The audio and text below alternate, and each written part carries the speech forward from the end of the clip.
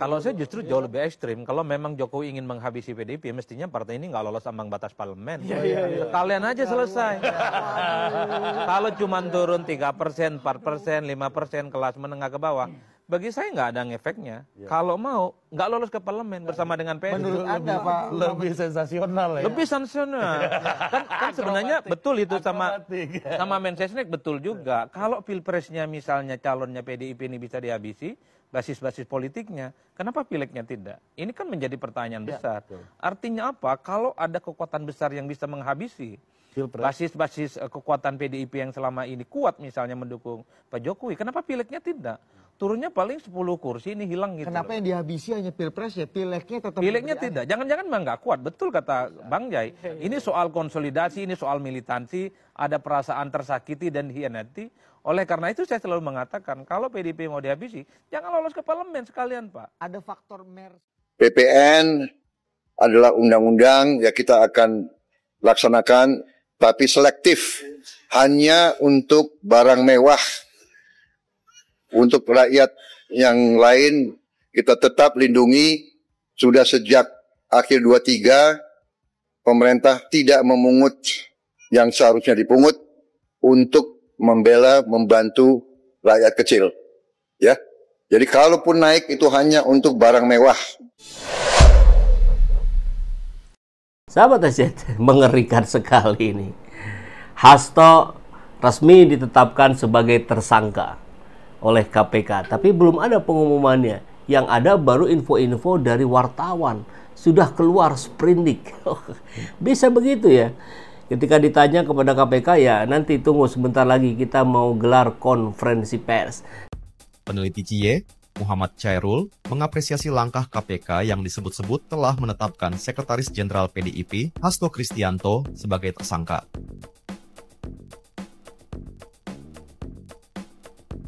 Pasalnya, dari kabar yang beredar di kalangan wartawan, Hasto telah ditetapkan sebagai tersangka oleh pimpinan KPK yang baru di bawah pemimpinan Setio Budianto, yang resmi menjabat pada 20 Desember 2024. Hasto disebut sebagai tersangka bersama-sama buronan Harun Masiku, diduga menyuap mantan komisioner KPU, Wahyu Setiawan. Menanggapi kabar itu, juru bicara KPK, Tessa Mahardika Sugiarto mengatakan dirinya akan melakukan pengecekan terlebih dahulu. Coba kita lihat, apakah ini upaya untuk menutupi persoalan PPN 12% yang semakin marak? Ya sekali dayung lah ya. Kalau diniatkan banget kayaknya enggak juga. Karena ini kan persoalannya sebetulnya persoalan internal Jokowi versus PDIP. Tapi ada kasus penolakan PPN 12% dari mana-mana, ya ini sekali dayung nih, dialihkan sedikit.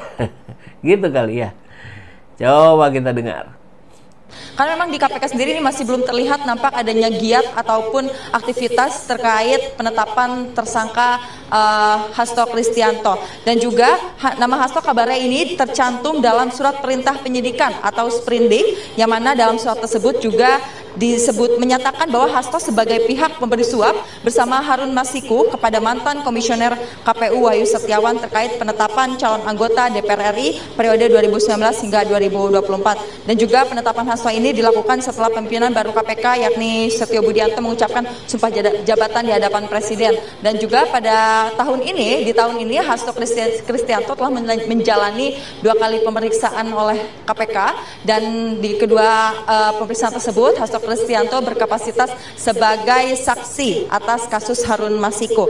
Dan sosok Harun Masiku ini merupakan nama kader PDIP yang sudah 5 tahun menjadi buron, dan sehingga KPK ini menerbitkan ulang informasi daftar pencarian orang dari Harun Masiku sendiri. Dan Hasto diduga terkait suap tersebut dijadikan tersangka oleh KPK. Namun kita masih menunggu informasi lebih lanjut. Hingga saat ini masih belum ada giat apapun di KPK dan juga aktivitas apapun terkait penetapan Hasto sebagai tersangka oleh KPK. Sementara luar biasa ya, sprindik sudah keluar tapi konferensi pers belum juga dimulai, sampai minimal sampai detik ini kita informasikan.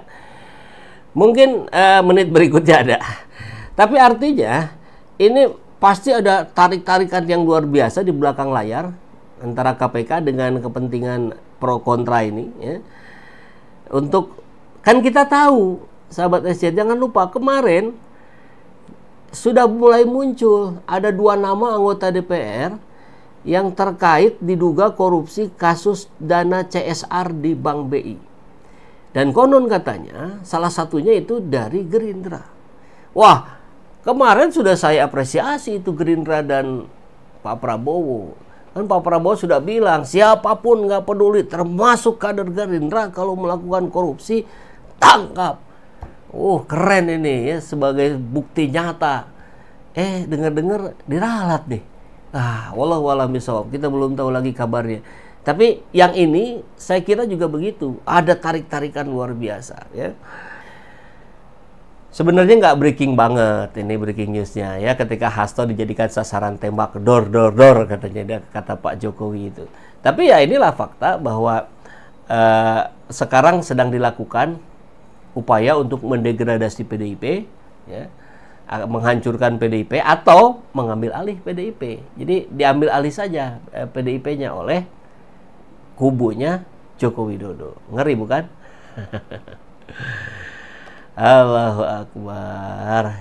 Ini cara gampang mengalihkan isu PPN 12% katanya. Iya, tapi kita jangan teralihkan ya. Oke. Nah, termasuk ini ya. PPN 12% ini kata Erlangga ini untuk akomodasi program makan bergizi gratis. Wah. Kalau begini bukan makan bergizi gratis Pak Erlangga. Makan bergizi bayar duluan. Bayar duluannya dari apa? Dari pajak yang dinaikkan. Wah, kalau gitu mah bukan memberi kemudahan pada rakyat dong. Minimal sama saja atau malah merugikan.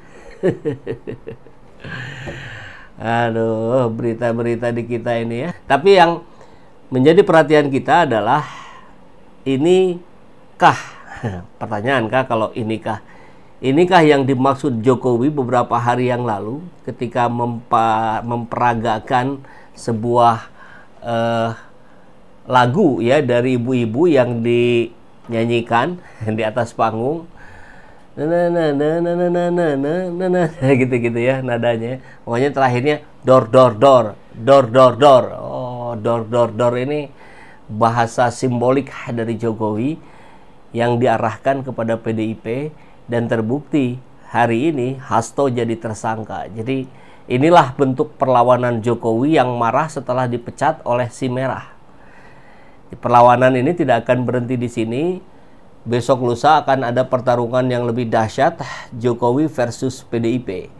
Di belakang Jokowi siapa? Ya siapa lagi kalau bukan oligarki. Kan begitu. Beberapa hari yang lalu kan siapa? Tommy Winata CS datang ke Solo. Apakah itu mau menguatkan atau malah mau pamit? Ini juga jadi pertanyaan. Bisa jadi pamit gitu karena kekuatan Jokowinya melemah. Tapi ketika kita melihat situasi ini, ya ini tanda bahwa Jokowi ini cengkeramannya masih kuat. Ya iyalah, kenapa baru sekarang ditersangkakan? Kan mudah ya.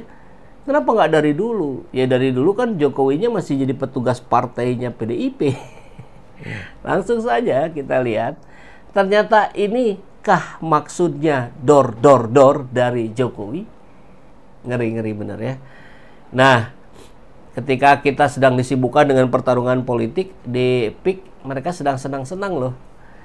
Ini kayaknya kejadian berapa hari yang lalu ini. Mungkin nanti acara tahun baru jauh lebih meriah di PIK loh. Di PIK itu yang lahan 1000 hektar itu, ini kayaknya PIK 1 ya kalau udah banyak yang diisi begini. Dari 1000 hektar itu tidak ada lantunan azan. Ngeri. Jadi tidak ada masjid ya. Jadi padahal kalau kita lihat wajah-wajahnya ini wajah-wajah orang etnis tertentu ya, yang mungkin non muslim. Tapi kan saya yakin lah pekerja-pekerjanya semua ini banyak yang muslim. Kok nggak disediain masjid? Ya ini yang menjadi kita jangan terkecoh juga ya. Kita harus terus bagi-bagi fokus ya. Persoalan ini terus diperhatikan, Rempang juga yang kemarin terjadi kekerasan terhadap rakyat di sana, itu juga terus harus kita perhatikan.